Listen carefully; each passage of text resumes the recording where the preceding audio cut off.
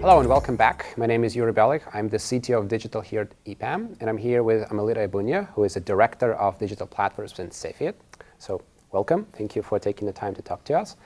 We're going to cover various topics. So Cepheid is a client of ours, and we did a commercial implementation. So we're going to briefly talk about that, and then we're going to touch about your perspective of trends, because Cepheid is an interesting customer, you're interested in domain, so I'd like to explore certain things. Okay. Can you briefly explain your role in the organization and Cepheid as a company so that we have a context for the rest of the conversation? I'm the Director of Digital Platforms at Cepheid, and my role really is about being responsible for the strategy of our digital platforms. I lead a team of product owners, product manager, and business analysts at Cepheid. Okay, and can you talk about the Cepheid as a company, and what is the domain and what do you do? Yeah. So Cepheid is a molecular diagnostics company. We have gene expert systems where you can run a broad menu of tests, expanding from healthcare-associated infections, respiratory infection, as well as women's health and sexual health. Okay. As well as oncology, actually. So that's very interesting, and that's very, not very common for like an organization to have a digital and specifically commerce strategy. What is your digital and what is your commerce strategy? Oh, well, it actually came into fruition just 3 years ago when, with COVID, it really propelled the organization to be more digital. At that time, we only had the website. We were selling over the phone. EDI primarily was the way of doing business, and majority of hospitals also still do EDI. So when it comes to e-commerce, it's really just providing customers an additional way for them to do business with us, not necessarily shifting them from, for a lot of hospitals, for example, they do a lot of business via EDI channel. And it really depends on the market where e-commerce is more of an efficiency for them. Do you think that your story for the broader life sciences domain, do you think that your story is representative in the fact that a lot of organizations there kind of need or maybe want to go to commerce and like have a broader digital strategy compared to what they have right now, and COVID was a good nudge for that, but maybe they need something else? Do you think what is the penetration of a digital and commerce experience at all in the life science in your assessment? So life sciences probably has better penetration. I actually came from Illumina. We had good penetration when it comes to commerce there. But we're diagnostics. So diagnostic is a lot more conservative. And why is it so? Because you said something interesting. You said for your clients or the hospital, it's more, you said like a convenience or optimization. Yes, it is an optimization for some hospitals, but you have to keep in mind some hospitals wouldn't even have access to internet or very limited access to laptops. So it really takes, very specific, it really depends on the hospital setting. So for us, it's like, you will continue to see EDI. I think EDI is not going to go away for sure. That will be there to stay. And I think if we can penetrate at least 20% of our orders to shift to commerce, that would be a good story. But it takes some convincing, of course. It certainly does. And it's very interesting because we run with this thesis that, there's these areas that are ripe for disruption, that they're just basically dreaming of having a B2C-like experience. But that's not the case, right? There's a lot of friction, and a lot of friction is embedded into like the institutions themselves. This is how they've been operating for quite some time, from what I understand, right? They're not really, comfortable and not really interested in switching. So you actually have to sell it to them, convince them, correct? Yes, that is right. It does require convincing, not just to our customers, but also internally. Okay, that's very interesting. So my next question, so there's quite a leap between EDI and a composable, right? And that's the leap that you made nevertheless. So can you walk us through like the logic and like the selection criteria? Like why did you decide to go that route the way you did it? Well, it was really COVID, right? With COVID, what happened was that it propelled us to enable customers to self-serve. And we started first with order status, because during a time when customers really need to know where their orders are, there was a surge in COVID tests, but they want to know when they're actually going to get it. So because of that, we started with order status first. So order status was one of the pain points because customers didn't know when their supply's coming or when their test is coming. And then we also had care, so getting support for the customers. So that was, we had two disparate systems, and then it just came naturally as well that with Composable, it really enables us to be able to go to market fast. So it's really innovation and speed.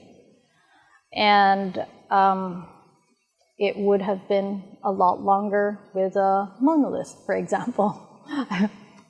We were able to implement within 6 months.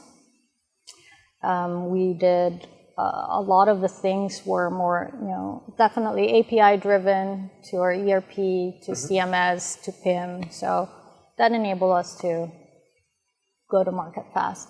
Okay, so the speed of delivery as a deciding factor to go into Composable definitely resonates. That's what we hear from customers a lot. Can we talk about like the impact of doing a Composable implementation? What we observe with our clients, it's rarely just a technological transformation. There's also some adaptation on the back office side. There might be some operational model adjustment. What was the story in your case? Like, what did it take to implement, in addition to actually building APIs and connectors? Like, what other convincing that you had to do inside the organization? Do you have to do any adjustment to your operational models? So I think we started primarily with a shift to using agile methodologies because it allows for us to, build and deploy rapidly. But there is definitely still work to be done in focusing on technology or Composable more as a generator versus a cost center. I see. Right. And the other thing, I know we talked about it, but I want to come back to this again, because the other thesis that we have is that the B2B clients, they have this B2C envy, right? And where they use Amazon in their daily lives, and they have this superior experience, and they have this hyper personalization and things like that, and they have a difference in capabilities. They get something delivered to them like the same day, and then they most of them want to transfer the same experience to their jobs and like where they do procurement for B2B. But you said that the hospitals, they don't really think in this way, just want to explore it. It's not really that they don't think that way, but it's just what they have access to. So when we do user interviews, for example, with in a hospital settings, there's usually a shared station. So when you think about logging in with your work email, that's not something that they can easily do. They have, they usually prefer either that they share the same login. That's one. And I can't really say that we have a B2C envy. I would say that it's really more driven by what customers are expecting from us. So we always get feedback about, you should be more like Amazon, your add to cart should be more like Amazon. So it comes, we hear about it, so we have to respond to it. Right, okay. So let's transition to other topics. And let's talk about the macro tech trends, right? There are few to talk about. I just want to see what is your perspective as someone who's responsible for the digital strategy for a very large and complex organization. What is your perspective on sort of macro technical trends that we observe? And first would be AI, obviously, like we kind of omnipresent. We have to talk about it.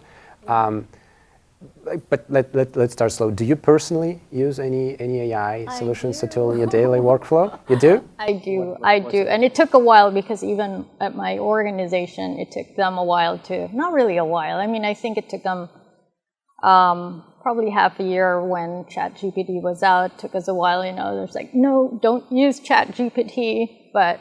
So you do in your work life, Copilot. We use Copilot and we have SafeGPT too. Okay. So what are your typical scenario? Summarization?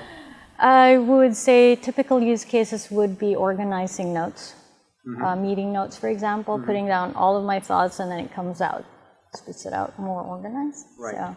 Okay. So, and then you'll wear your director hat now for the organization. Like, do you expect an impact that AI might have on your organization as a whole, on your digital portfolio there? I would say that it would have an impact everywhere, actually. So just on the digital side, it would have impact on how we generate content, how we make things more personal, search results, better search results, for example, being able to also predict how customers would behave, for example. So I think those would be the key areas that I see for digital. Okay. So for your domain for digital, if you just stated that there are very specific benefits that you expect to be realized, what do you do and what do you do to be ready to realize them? Do you do your own research? Do you expect your partners to bring some AI chops? Do you expect the vendors? How do you prepare your organization to leverage those upsides of the AI? It has to happen everywhere. I need to do my own research. I need to make sure that everyone in my team is also starting to be familiar. And then, of course, making sure that your IT partners or my IT partners is also on board and that we have a unified strategy. Because unless we have IT on board, marketing, it's going to be challenging for us to do anything without IT partnership. But who do you expect to take the lead here in adoption of those tools and features? Is it do you expect the IT team to reach out? Do you expect you to drive this conversation? I expect that it would be a partnership with business primarily driving it. Because again, as long as we focus on what the business outcomes are, then it's really a matter of making sure that my IT partner is also on board. Okay. And does it also influence the way you look for the outside partners and outside vendors? If you were doing your commerce implementation today, let's say, would you like to know what are the AI capabilities of commerce tools? What are the AI capabilities of EPAM? Does it matter? It does. It does matter. And probably with every system that we have, there's some AI component already. So it's almost a question of shopping for the right AI for the right use case. Right. The problem with that, as I said, every vendor, every SI, they're screaming AI now and just adding AI to all the capabilities. So the challenge is almost you need to have a way to make sense. And do you think you need to have your own internal AI capability or have an AI office or someone that they will understand and who will help you to figure out what actually makes sense for you? What is your strategy to cut through the hype and understand what's really real and what's really needed versus everything else? I'd say that it definitely helps to work with a partner who have seen all kinds of use cases. But at the same time, as a business owner, we also need to do our own homework too. Okay. If only all our business owners and clients were that prepared to have this conversation, it would be world would be a much better place. So there are other tech trends and disruptions happening in the industry in addition to AI. Do you follow anything else? Do you see anything of the same magnitude or maybe smaller magnitude that will have an impact? There are other trendy things like XR, VR, AR. I think it would be probably AR. Potentially, I think. Well, I don't know. This is probably it's actually a real use case for us. For example, when you have to put a machine, for example, you have to make sure that it actually fits the doors. It might sound silly, but you have to make sure that the system that you have, we have really big systems like the Infinity machines, And I think there's definitely a use case to kind of envision where you would want to put the machine. So I think that's a use case for Okay. AR for us. All right. Anything else? I think it would mostly be Gen AI, to be honest. I mean, how could it be, right? It's like, I would say it's almost like the time when internet came. It's like, oh, Gen AI is like the next big thing. Right. But then there are also a lot of unanswered open questions with Gen AI implementation, like around privacy and regulation and data protection and security. You mentioned that it took your organization some time to kind of adopt the AI. Do you think that there should be more done in making AI safer and maybe educate an organization around the data safety and better practices before we see a wider adoption? Do you see it's as a hurdle, like the lack of maybe a regulational frameworks around those technologies as a barrier for a wider adoption across organizations? I think it definitely has the potential to hinder adoption. Mm-hmm. I think that in an organization, it's important to make sure that you have governance in place on how you use it. And it doesn't necessarily mean you have to embrace AI right away, but also making sure that when you're taking steps to using it more, that you always have, at least on the onstart, you always have the human in the loop concept, to check. It's not like you just take it out as is, but make sure that there is a human in the loop. Right, and kind of getting back to your model of implementing commerce, you also should start with maybe like a narrow specific use case and then see how it progresses and see what effects it makes on your organization. So on crafting the digital strategy, I want to double click on the thing that you said earlier. Like in addition to incorporating the external factors, you said that you also focus on the clients and the feedback. You run the in-hospital interviews, you gather feedback. How much of your digital stack supports it, right? Because running the in-office interviews is one thing, but like, do you feel like having a composable stack helps you get a better insight from your clients and it gives you better operational information to make a better decision? Yeah. It does, because again, you can just pick and choose what we need to get the feedback loop, and then I think that's the beauty of Composable. That's actually a good point. Was it a deliberate effort to craft it in this way, or was it just part of a package thing? It was a deliberate effort. Okay. Yeah. All right. To include and make sure, and customer insight is actually something that is also part of our organization as well. Mm-hmm. Where I belong, and so customer insight is also something that we make sure that we have a clear sight of.